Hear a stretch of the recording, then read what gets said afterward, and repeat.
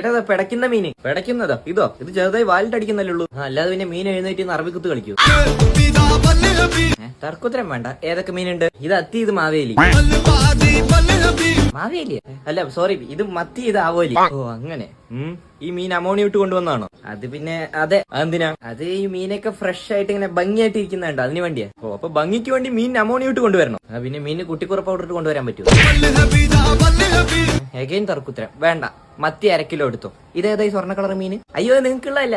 നിങ്ങളുടെ അവിടെ പുതിയ അയൽക്കാരി വന്നിട്ടില്ലേ, ജമീല, അവർക്കുള്ളതാ. എന്താ സംഭവം? അവൾക്ക് സൂംബ ഡാൻസ് കളിക്കണം എന്ന് നല്ല ആഗ്രഹം എന്നാ പറഞ്ഞു. പക്ഷെ ആസ്മ ഉള്ള കാരണം അവൾക്ക് പറ്റുന്നില്ലാന്ന്. അപ്പൊ ഈ മീനിനെ ജീവനോടെ ഒഴുകിയ ആസ്മ മാറും. ഓ അങ്ങനെ.